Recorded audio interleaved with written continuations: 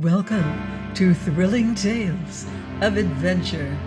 I'm Martel, reading Captain Blood by Raphael Sabatini. Chapter 26. Monsieur de Rivarol. Captain Blood was still in that disgruntled mood when he sailed from Tortuga, and still in that mood when he came to his moorings in the bay of Petit Goave. In that same mood he greeted Monsieur le Baron de Rivarol when this nobleman, with his fleet of 5 men of war, at last dropped anchor alongside the buccaneer ships in the middle of February. The Frenchman had been 6 weeks on the voyage, he announced, delayed by unfavorable weather. Summoned to wait on him, Captain Blood repaired to the castle of Petit Goave, where the interview was to take place. The Baron, a tall, hawk-faced man of 40, very cold and distant of manner, measured Captain Blood with an eye of obvious disapproval. Of Hagthorpe, Iberville, and Wolverstone, who stood ranged behind their captain, he took no heed whatever. Monsieur de Cussy offered Captain Blood a chair. "A moment, Monsieur de Cussy. I do not think Monsieur le Baron has observed that I am not alone. Let me present to you, sir, my companions, Captain Hagthorpe of the Elizabeth, Captain Wolverstone of the Atropos, and Captain Iberville of the Lachsis." The Baron stared hard and haughtily at Captain Blood. Then very distantly and barely perceptibly inclined his head to each of the other 3. His manner implied plainly that he despised them and that he desired them at once to understand it. It had a curious effect upon Captain Blood. It awoke the devil in him, and it awoke at the same time his self-respect, which of late had been slumbering. A sudden shame of his disordered, ill-kempt appearance made him perhaps the more defiant. There was almost a significance in the way he hitched his sword-belt round, so that the wrought hilt of his very serviceable rapier was brought into fuller view. He waved his captains to the chairs that stood about. "Draw up to the table, lads. We're keeping the Baron waiting." They obeyed him, Wolverstone with a grin that was full of understanding. Haughtier grew the stare of Monsieur de Rivarol. To sit at table with these bandits placed him upon what he accounted a dishonoring equality. It had been his notion that, with the possible exception of Captain Blood, they should take his instructions standing, as became men of their quality, in the presence of a man of his. He did the only thing remaining to mark a distinction between himself and them. He put on his hat. "You're very wise now," said Blood amiably. "I feel the draught myself," and he covered himself with his plumed castrum. Monsieur de Rivarol changed color. He quivered visibly with anger, and was a moment controlling himself before venturing to speak. Monsieur de Cussy was obviously very ill at ease. "Sir," said the Baron frostily, "you compel me to remind you that the rank you hold is that of Capitaine de Vaisseau, that you are in the presence of the General of the armies of France by sea and land in America. You compel me to remind you further that there is a deference due from your rank to mine." "I'm happy to assure you," said Captain Blood, "that the reminder is unnecessary. I am, by way of accounting myself a gentleman, little though I may look like one at present, and I should not account myself that were I capable of anything but deference to those whom nature or fortune may have placed above me, or to those who, being placed beneath me in rank, may labor under a disability to resent my lack of it." It was a neatly intangible rebuke. Monsieur de Rivarol bit his lip. Captain Blood swept on without giving him time to reply. "Thus much being clear, shall we come to business?" Monsieur de Rivarol's hard eyes considered him a moment. "Perhaps it will be best," said he. He took up a paper. "I have here a copy of the articles into which you entered with Monsieur de Coucy, and before going further I have to observe that Monsieur de Coucy has exceeded his instructions in admitting you to 1/5 of the prizes taken. His authority did not warrant his going beyond 1/10. That is a matter between yourself and Monsieur de Coucy, my general. Oh, no, it is a matter between myself and you. Your pardon, my general, the articles are signed. So far as we are concerned, the matter is closed. Also, out of regard for Monsieur de Coucy, we should not desire to be witnesses of the rebukes you may consider that he deserves. What I may have to say to Monsieur de Coucy is no concern of yours. Well, that is what I'm telling you, my general. But, nom de Dieu, it is your concern, I suppose, that we cannot award you more than 1/10 share. Monsieur de Rivarol smote the table in exasperation. This pirate was too infernally skilful a fencer. You are quite certain of that, Monsieur le Baron, that you cannot? I am quite certain that I will not. Captain Blood shrugged and looked down his nose. Oh, in that case, said he, it but remains for me to present my little account for our disbursement and to fix the sum at which we should be compensated for our loss of time and derangement in coming hither. And that settled, we can part friends, Monsieur le Baron. No harm has been done. What the devil do you mean? The Baron was on his feet, leaning forward across the table. Is it possible that I am obscure? My French, perhaps, is not of the purest, but, oh, your French is fluent enough, too fluent at moments, if I may permit myself the observation. Now, look you here, Monsieur le Filibustier, I am not a man with whom it is safe to play the fool, as you may very soon discover.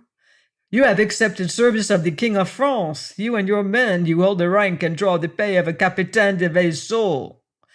And these your officers hold the rank of lieutenants.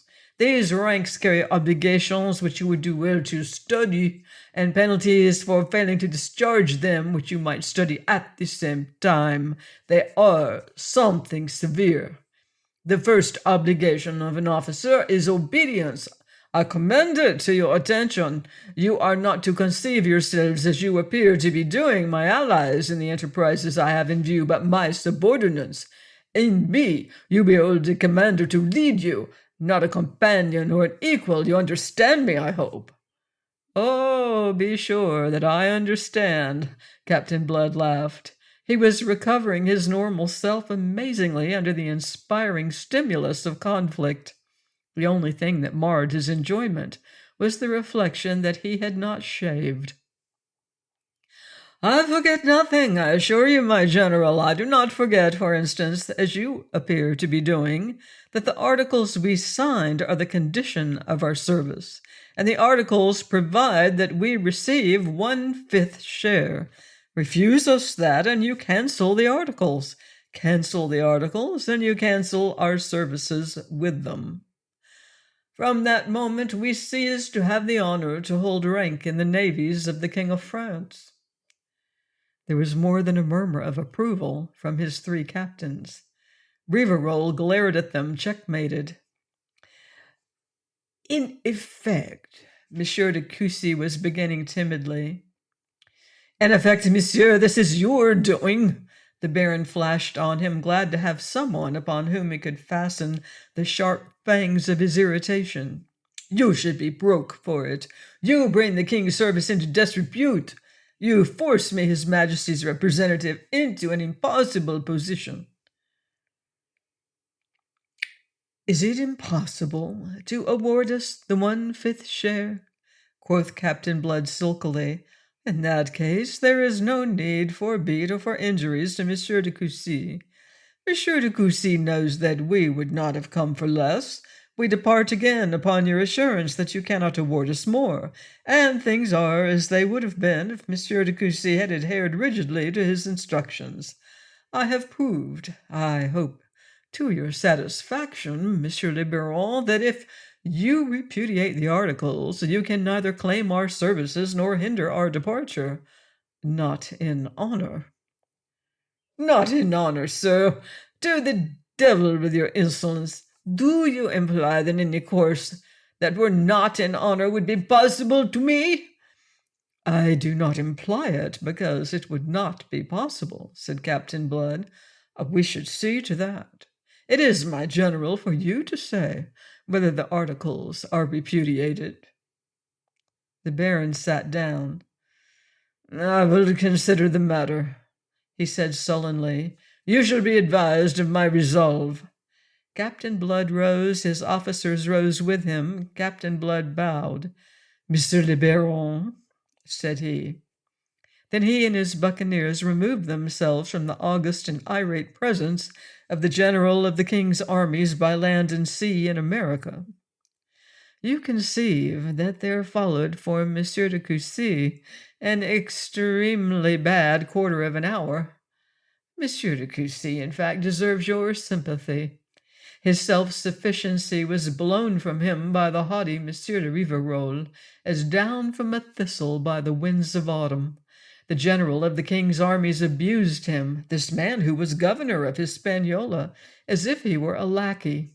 Monsieur de Coucy defended himself by urging the thing that Captain Blood had so admirably urged already on his behalf, that if the terms he had made with the buccaneers were not confirmed, there was no harm done. Monsieur de Rivarol bullied and browbeat him into silence. Having exhausted abuse, the Baron proceeded to indignities, since he accounted that Monsieur de Coucy had proved himself unworthy of the post he held. Monsieur de Rivarol took over the responsibilities of that post for as long as he might remain in Hispaniola, and to give effect to this, he began by bringing soldiers from his ships and setting his own guard in Monsieur de Coucy's castle. Out of this, trouble followed quickly. Wolverstone, coming ashore next morning in the picturesque garb that he affected, his head swathed in a colored handkerchief, was jeered at by an officer of the newly landed French troops. Not accustomed to derision, Wolverstone replied in kind and with interest. The officer passed to insult, and Wolverstone struck him a blow that felled him and left him only the half of his poor senses. Within the hour, the matter was reported to Monsieur de Rivarol, and before noon, by Monsieur de Rivarol's orders, Wolverstone was under arrest in the castle. The Baron had just sat down to dinner with Monsieur de Coucy when the negro who waited on them announced Captain Blood.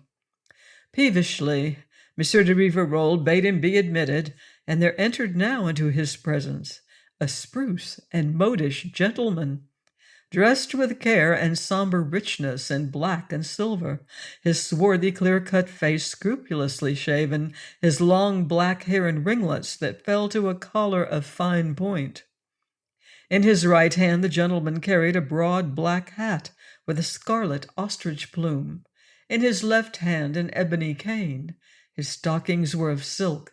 A bunch of ribbons masked his garters, and the black rosettes on his shoes were finely edged with gold. For a moment Monsieur de Rivarol did not recognize him, for Blood looked younger by 10 years than yesterday. But the vivid blue eyes under their level black brows were not to be forgotten, and they proclaimed him for the man announced.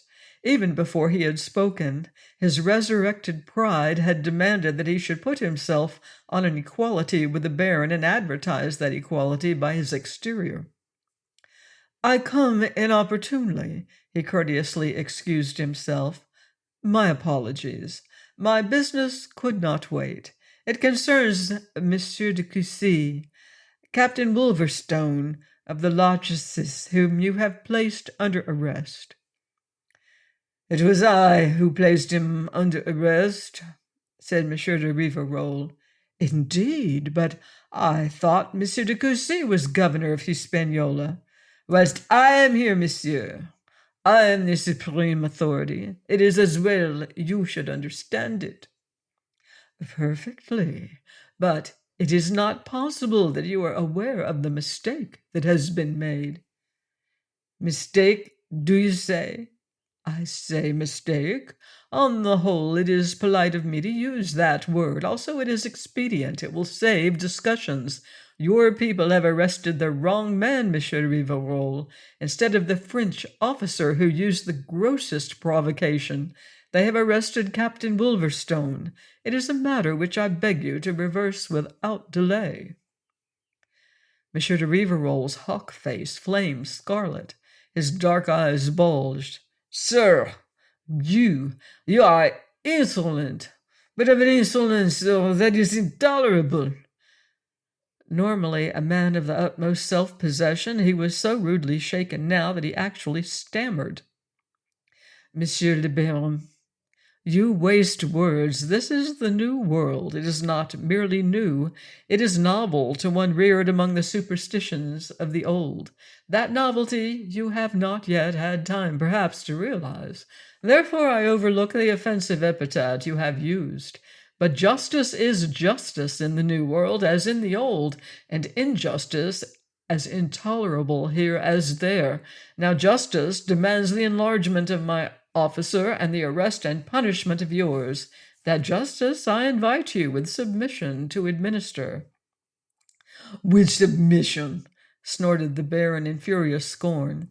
Oh, with the utmost submission, monsieur, but at the same time I will remind Monsieur le Baron that my buccaneers number 800, your troops 500, and Monsieur de Coucy will inform you of the interesting fact that any one buccaneer is equal in action to at least 3 soldiers of the line.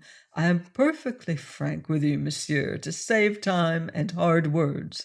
Either Captain Wolverstone is instantly set at liberty, or we must take measures to set him at liberty ourselves. The consequences may be appalling, but it is as you please, Monsieur de Baron. You are the supreme authority. It is for you to say. Monsieur de Rivarol was white to the lips. In all his life he had never been so bearded and defied, but he controlled himself. You will do me the favor to wait in the anteroom, Monsieur le Capitaine. I desire a word with Monsieur de Coucy. You shall presently be informed of my decision. When the door had closed, the Baron loosed his fury upon the head of Monsieur de Coucy. So, these are the men you have enlisted in the king's service, the men who are to serve under me, men who do not serve but dictate, and this before the enterprise that has brought me from France is even under way. What explanations do you offer me, Monsieur de Coucy? I warn you, I am not pleased with you. I am, in fact, as you may perceive, exceedingly angry. The governor seemed to shed his chubbiness. He drew himself stiffly erect. Your rank, monsieur, does not give you the right to rebuke me, nor do the facts. I have enlisted for you the men that you desired me to enlist. It is not my fault if you do not know how to handle them better. As Captain Blood has told you, this is the new world. So, Monsieur de Rivarol smiled malignantly. Not only do you offer no explanation, but you venture to put me in the wrong. Almost. I admire your temerity, but there. He waved the matter aside. He was supremely sardonic. It is, you tell me, the new world, and new world, new manners, I suppose. In time, I may conform my ideas to this new world, or I may conform this new world to my ideas. He was menacing on that. For the moment, I must accept what I find. It remains for you, monsieur, who have experience of these savage byways, to advise me out of that experience how to act. Monsieur le Baron, it was a folly to have arrested the buccaneer captain. It would be madness to persist. We have not the forces to meet their force. In that case, monsieur, perhaps you will tell me what we are to do with regard to the future. Am I to submit at every turn to the dictates of this man Blood? Is the enterprise upon which we are embarked to be conducted as he decrees? Am I, in short, the king's representative in America, to be at the mercy of these rascals? Oh, by no means. I am enrolling volunteers here in Hispaniola, and I am raising a corps of negroes. I compute that when this is done, we shall have a force of 1,000 men, the buccaneers apart. But in that case, why not dispense with them? Because they will always remain the sharp edge of any weapon that we forge. In the class of warfare that lies before us, they are so skilled that what Captain Blood has just said is not an overstatement. A buccaneer is equal to 3 soldiers of the line. At the same time, we shall have a sufficient force to keep them in control. For the rest, monsieur, they have certain notions of honor. They will stand by their articles, and so that we deal justly with them, they will deal justly with us and give no trouble. I have experience of them, and I pledge you my word for that. Monsieur de Rivarol consented to be mollified. It was necessary that he should save his face, and in a degree the governor afforded him the means to do so, as well as a certain guarantee for the future and the further force he was raising. "Very well," he said. "Be so good as to recall this Captain Blood." The captain came in assured and very dignified. Monsieur de Rivarol found him detestable, but dissembled it. "Monsieur le Capitaine, I have taken counsel with Monsieur le Gouverneur. From what he tells me, it is possible that a mistake has been committed. Justice, you may be sure, shall be done. To ensure it, I shall myself preside over a council, to be composed of 2 of my senior officers, yourself, and an officer of yours. This council shall hold at once an impartial investigation into the affair, and the offender, the man guilty of having given provocation, shall be punished." Captain Blood bowed. It was not his wish to be extreme. "Perfectly, Monsieur le Baron. And now, sir, you have had the night for reflection in this matter of the articles. Am I to understand that you confirm or that you repudiate them?" Monsieur de Rivarol's eyes narrowed. His mind was full of what Monsieur de Coucy had said, that these buccaneers must prove the sharp edge of any weapon he might forge. He could not dispense with them. He perceived that he had blundered tactically in attempting to reduce the agreed share. Withdrawal from a position of that kind is ever fraught with loss of dignity, but there were those volunteers that Monsieur de Coucy was enrolling to strengthen the hand of the king's general. Their presence might admit anon of the reopening of this question. Meanwhile, he must retire in the best order possible. "I have considered that too," he announced, "and whilst my opinion remains unaltered, I must confess that since Monsieur de Coucy has pledged us, it is for us to fulfill the pledges. The articles are confirmed, sir." Captain Blood bowed again. In vain Monsieur de Rivarol looked searchingly for the least trace of a smile of triumph on those firm lips. The buccaneer's face remained of the utmost gravity. Wolverstone was set at liberty that afternoon, and his assailant sentenced to 2 months' detention. Thus harmony was restored, but it had been an unpromising beginning, and there was more to follow shortly of a similar discordant kind.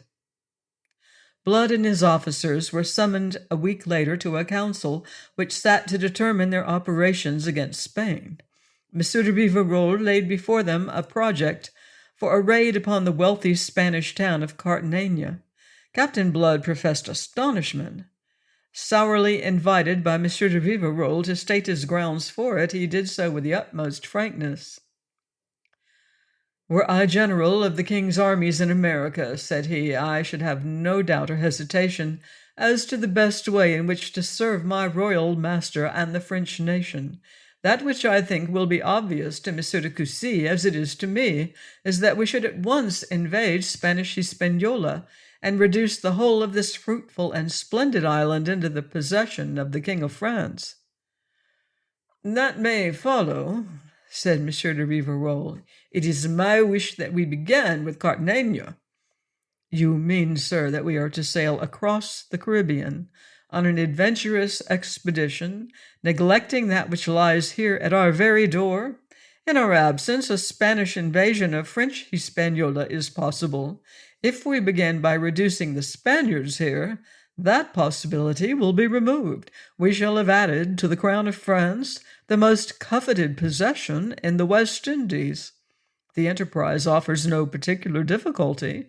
It may be speedily accomplished, and once accomplished, it would be time to look farther afield. That would seem the logical order in which this campaign should proceed. He ceased, and there was silence. Monsieur de Rivarol sat back in his chair, the feathered end of a quill between his teeth. Presently he cleared his throat and asked a question. "Is there anybody else who shares Captain Blood's opinion?" None answered him. His own officers were overawed by him. Blood's followers naturally preferred Cartagena because offering the greater chance of loot. But loyalty to their leader kept them silent. "You seem to be alone in your opinion," said the Baron with his vinegary smile. Captain Blood laughed outright. He had suddenly read the Baron's mind. His airs and graces and haughtiness had so imposed upon Blood that it was only now that at last he saw through them into the fellow's peddling spirit. Therefore he laughed. There was really nothing else to do. But his laughter was charged with more anger even than contempt. He had been deluding himself that he had done with piracy. The conviction that this French service was free of any taint of that was the only consideration that had induced him to accept it. Yet here was this haughty, supercilious gentleman who dubbed himself General of the armies of France, proposing a plundering, thieving raid which, when stripped of its mean, transparent mask of legitimate warfare, was revealed as piracy of the most flagrant. Monsieur de Rivarol, intrigued by his mirth, scowled upon him disapprovingly. "Why do you laugh, monsieur?" "Because I discover here an irony that is supremely droll. You, Monsieur le Baron, General of the King's armies by land and sea in America, propose an enterprise of a purely buccaneering character, whilst I, the buccaneer, am urging one that is more concerned with the upholding of the honor of France. You perceive how droll it is." Monsieur de Rivarol perceived nothing of the kind. Monsieur de Rivarol, in fact, was extremely angry. He bounded to his feet, and every man in the room rose with him, save only Monsieur de Coucy, who sat on with a grim smile on his lips. He, too, now read the Baron like an open book, and reading him, despised him.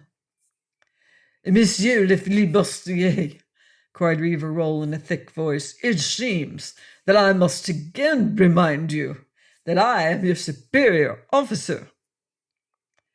"My superior officer? You, lord of the world? Why, you're just a common pirate. But you shall hear the truth for once, and that before all of these gentlemen who have the honor to serve the King of France. It is for me, a buccaneer, a sea robber, to stand here and tell you what is in the interest of French honor and the French crown, whilst you, the French king's appointed general, neglecting this, are for spending the king's resources against an outlying settlement of no account, shedding French blood and seizing a place that cannot be held, only because it has been reported to you that there is much gold in Cartagena, and that the plunder of it will enrich you. It is worthy of the huckster who sought to haggle with us about our share, and to beat us down after the articles pledging you were already signed. If I am wrong, let Monsieur de Coucy say so. If I am wrong, let me be proven wrong, and I will beg your pardon.